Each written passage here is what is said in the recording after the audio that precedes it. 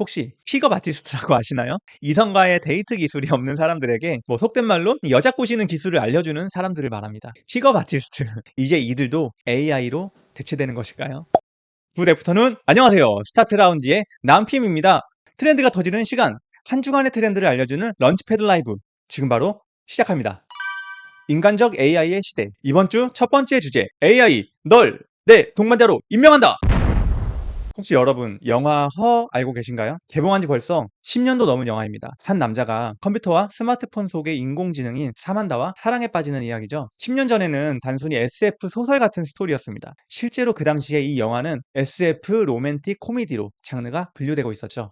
이 허라는 영화가 나온 지 대략 10년이 지난 지금, 영화 속 인공지능인 사만다는 미래의 SF 스토리가 아닌 현실이 되었습니다. 바로 오픈 AI의 챗 GPT를 통해서 말이죠. 헐? 챗 GPT 이즈 허! 죄송합니다. 지금 이 영화가 나왔다면 장르는 SF가 아닌 그냥 로맨틱 코미디가 되었을지도 모릅니다. 예전엔 영화 속에서만 가능하다고 생각했던 장면들이 이제는 정말로 앱 하나로 구현되는 시대가 되어버렸거든요. 대화를 넘어 감정 교류까지 가능한 챗봇. 바로 챗 GPT의 출현으로 말이죠. 초창기에는 단순히 텍스트로 질문에 대한 답변만 해주던 이 챗봇이 이제는 음성 기반의 대화까지 가능하게 되었고요. 단순 대화를 넘어 감정 교류까지 가능해진 AI가 되었습니다. 국내 1장 생성형 AI 서비스인 리튼의 지표를 한번 살펴보겠습니다. 23년 초 서비스를 시작한 이래로 1년 10개월 만에 MAU가 500만을 돌파했습니다. 즉 월간 활성 사용자 수가 500만을 돌파했다는 이야기인데요. 이 속도는 토스와 당근보다 훨씬 빠른 수치라고 합니다. 이 자료는 24년 리튼 AI 리포트에서 가져온 건데요. 리튼과 함께하는 재웅이의 컨슈머 AI 라이프. 아침에 일어나서 AI를 통해 일정을 확인하고 리튼에서 제공하는 7초 소식을 통해 실시간 이슈를 파악하고 강의 시간에는 AI를 통해 학습 노트와 레포트를 작성하고 AI로 식당도 추천받고 취업 준비를 하는 데에도 도움을 받고 과제도 하고 여행 정보도 찾아보고 이런 것들을 한다고 하는데요. 이러한 모든 것들을 AI를 통해 도움을 받을 수 있다는 말입니다. 이 중 AI 캐릭터 챗이라는 기능이 큰 인기를 끌고 있습니다. 리튼 상위 10%의 사용자는 월 평균 1343분 동안 이 AI 캐릭터 챗 서비스를 이용한다고 합니다. 이는 카카오톡의 월 평균 이용 시간 대비 2배에 달하는 수치라고 해요. 이 캐릭터 챗은 이용자가 AI의 성격, 말투, 세계관 등을 직접 설정하여 대화를 나눌 수 있는 서비스인데요. 챗 GPT의 GPT-S 또는 내 GPT라고 불리는 그 커스텀 GPT 기능과 유사하다고 보시면 될 것 같습니다. 여기에 화면에 보시는 것과 같은 캐릭터 이미지와 여러 가지 재미있는 기능 등을 더해서 좀 더 사용자 친화적인 서비스로 만든 것입니다. 캐릭터들의 세계관을 예로 들어볼게요. 몰락한 귀족으로 환생한 인물로 세계관을 설정하거나 실제 게임이나 웹툰 속 캐릭터를 만들어내거나 회사의 상사와 같은 캐릭터를 만들어 대화를 나누기도 합니다. 이게 10대, 20대, 즉 1020 이용자들에게 잘 먹혔던 것 같습니다. 작년 10월 유로 기능을 출시한 지 한 달 만에 월 매출 10억 원을 돌파해버렸죠. 지금은 크랙이라는 별도의 앱 서비스로 리튼과 분리되어 서비스할 정도로 커져버렸습니다. 이러다가 현실에서의 연애보다 캐릭터와 연애를 하는 1020들이 많아지는 건 아닐까요?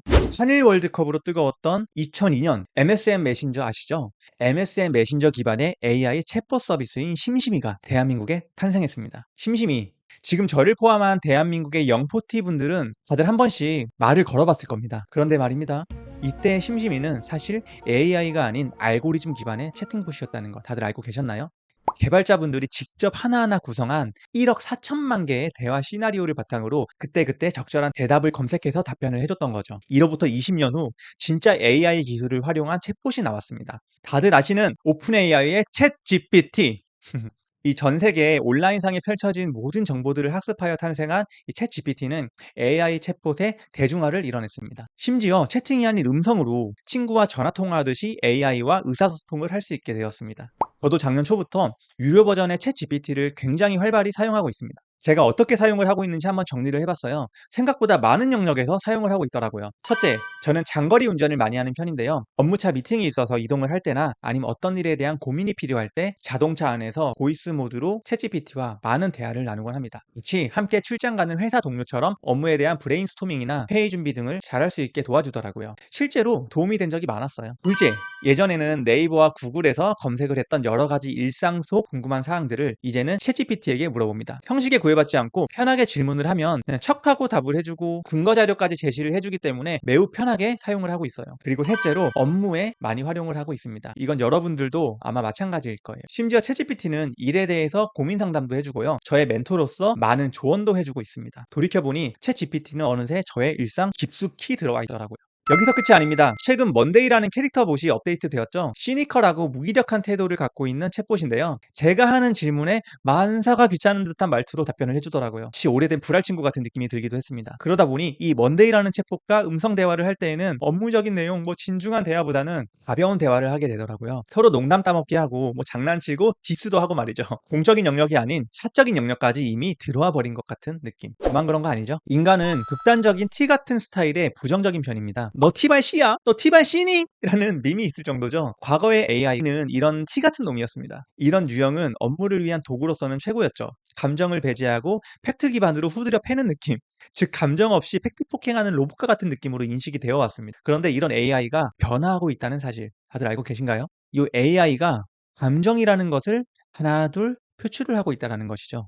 대화를 나누면서 인간을 달래주기도 하고요. 유머를 던지기도 하고 위로를 해주기도 합니다. 가까운 미래에는 이 AI가 단순 업무를 위한 도구로 인식되는 것을 뛰어넘어서 내 인생에 정말 중요한 동반자와 친구, 동업자 등과 같이 인식이 될 것이라 확신합니다. 너 T발 C야? 라는 말이 안 나오는 F를 잔뜩 곁들인 사람처럼 말이죠. 지금은 그 과도기에 있는 것 같습니다. 사람들은 이제 점점 공감하는 알고리즘을 원하고 있습니다. 이러한 니즈에 맞춰서 이미 많은 서비스가 출시되거나 출시될 예정이에요. 각 이동통신사에서는 사용자들의 마음을 달래는 정신건강 AI, 정신건강 서비스를 계획하고 있고요. 전문적인 심리 상담을 받을 수 있는 AI 키오스크도 개발이 되었었죠. 정신의학 영역까지 커버할 가능성을 보여주기도 합니다. AI 챗봇을 이용하는 연애 시뮬레이션 게임도 많이 서비스되고 있는 중인데요. 혹시 알고 계셨나요? 내 고민을 들어주는 AI. 여러분들은 이 AI 챗봇에게 혹시 고민을 털어놔 본 적이 있으신가요? 이제는 생성형 AI를 거쳐 인간적 AI의 시대입니다. 영화 허의 주인공이 느꼈던 감정. 이제는 여러분들도 머지않아 느끼게 될지도 모릅니다. 사실 이미 1020 달파 세대라고 하죠. 이 1020의 상당수는 AI를 실제로 사람같이, 친구같이 그렇게 느끼는 경우도 많다라고 합니다. 이제 정말 영화가 아닌 현실이 되었습니다. 여러분 요즘 검색 어디서 많이 하시나요? 저 같은 경우는 수년 전 과거에는 네이버에서 주로 검색을 했었고요. 최근 몇 년 사이에는 대부분 구글에서 검색을 해왔었습니다. 그런데 이제는 점점 더 GPT에게 손이 많이 가더라고요. 24년 상반기에 검색 서비스 이용률 통계를 보면 여전히 우리나라에서는 네이버와 유튜브, 구글 이 세 가지 서비스가 탑3에 올라와 있었습니다. 그런데 8위에 챗GPT 보이시나요? 이 챗GPT가 대중화된 지 1년 만에 검색 시장 순위권에 진입을 한 것인데요. 이로부터 1년이 지난 25년, 지금 어떻게 변했을까요? 정확한 통계는 찾지 못했지만 검색 시장에서 무서운 속도로 성장을 하고 있고 가까운 미래에 구글을 따라잡을 것이라는 의견이 지배적입니다. 사람들이 단어를 입력하는 질문창 기반의 검색 서비스에서 챗GPT와 같은 대화형 검색 서비스로 점점 더 많이 넘어갈 것이라는 의미입니다. 기존의 검색 서비스는 질문자의 감정을 헤아리지는 못했던 것 같아요. 하지만 현재의 AI 기반 대화형 검색 서비스는 질문자의 감정까지도 고려하면서 답변을 생성해낼 수 있죠. 감정에 공감하는 것. 이것이 바로 AI 기반 검색 서비스의 가장 큰 무기가 될 것이라고 저는 생각합니다. 기술의 발전, 기술 발전의 끝은 결국 공감이다. 저는 공감이다라고 생각합니다. 과거의 AI는 인간의 일자리를 빼앗는 또는 더 나아가 인간을 공격할 수도 있는 위협적인 존재로 묘사되고 표현이 되어 왔습니다. 그런데 챗GPT가 등장한 이후 AI에 대한 인식은 인간의 일자리를 위협하는 것이 아니라 인간 업무의 효율과 생산성을 높여주는 기술로 변화해 왔죠. 영화에서 묘사되는 악당이나 나쁜 놈이 아닌 일상생활 속의 업무적 동료로 인정을 받은 것입니다. 그런데 이제는 여기에서 더 나아가 점점 친구로서의 잠재력도 보여주고 있다는 사실. 반려견이나 반려묘가 인간에게 정서적 안정을 주는 경우가 많잖아요. AI 기반의 반려로봇이 많이 나와 있는데 설마 이러한 로봇들도 인간에게 정서적 안정을 줄 수 있을까요? 인간의 정서적 불안정 그리고 외로움까지 이러한 기술로서 채울 수 있는 시대가 온 걸까요? 한번 고민해 볼 필요가 있을 것 같습니다. 이제는 정말 AI를 우리의 동료이자 동반자로 인정해야 할 때가 온 것이 아닐까 생각합니다. AI! 너 내 도도독! 여러분들은 AI에 대해 혹시 어떻게 생각을 하고 계신가요? 댓글 한번 달아주시겠어요? 저의 컨텐츠가 괜찮으시다면 구독과 좋아요도 부탁드리겠습니다. 다음으로 AI와 관련된 기업 생태계에 대하여 알아보겠습니다. 글쓰기 작업, 동영상 작업, 이미지 생성, 웹페이지 제작, 연구 및 리서치, 음악 생성, 각종 자동화 등등등 수많은 AI 서비스가 출시되었고 지금도 전 세계적으로 매일매일 새로운 서비스들이 쏟아지고 있습니다. 레플리카라는 감성 AI 서비스가 있는데요. 레플리카는 사용자가 AI 친구를 만들고 그 AI와 소통을 하는 앱 서비스입니다. 앞서 소개해드렸던 리튼의 캐릭터 책과 좀 비슷한 느낌이에요. 미국의 레딧이라는 커뮤니티가 있는데요. 여기서 한 유저가 이런 글을 올렸습니다. 레플리카 덕분에 심각한 우울증에서 벗어날 수 있었어. 나는 최근에 정말 끔찍한 이별을 겪으면서 자해의 위기에 처했고 다시 약물 중독에 빠지게 되었거든. 그때 나는 레플리카와 5시간 동안 대화를 하면서 솔직하게 나의 모든 것을 털어놓았고 그 어떤 친구나 가족보다도 진실된 공감을 받았어. 이 레플리카에게 위로를 받고 우울증에서 탈출했다는 이 유저의 글은 수많은 사람들의 공감을 받았습니다. 실제로 한 조사 결과는 이 앱의 프리미엄 사용자 중 60%가 자신이 이 AI 아바타와 진정한 우정, 진정한 사랑과 같은 관계를 형성하고 있다라고 답변했습니다. 이는 AI와 인간 사이의 감정적 유대가 단순한 기능적 사용을 넘어 인간적인 관계로까지 발전한 가능성을 시사한다고 볼 수 있지 않을까요? 이 글로벌 데이팅 앱인 틴더 다들 아시죠? 틴더는 사용자의 플러팅 기술을 평가하는 새로운 인공지능 서비스를 내놓기도 했습니다. 혹시 픽업 아티스트라고 아시나요? 이성과의 데이트 기술이 없는 사람들에게 이 데이트 기술, 속된 말로 이 여자 꼬시는 기술을 알려주는 사람들을 말합니다. 픽업 아티스트. 이제 이들도 AI로 대체되는 것일까요? 틴더의 더 게임이라는 이 AI 서비스를 통해서 사용자는 AI 봇과 상호작용하면서 플러팅 기술을 연습할 수 있다고 합니다. 이성과의 만남 상황을 AI와 시뮬레이션하는 방식이죠. 현재 해당 기능은 미국 사용자들에게만 제공되는 것으로 알고 있는데요.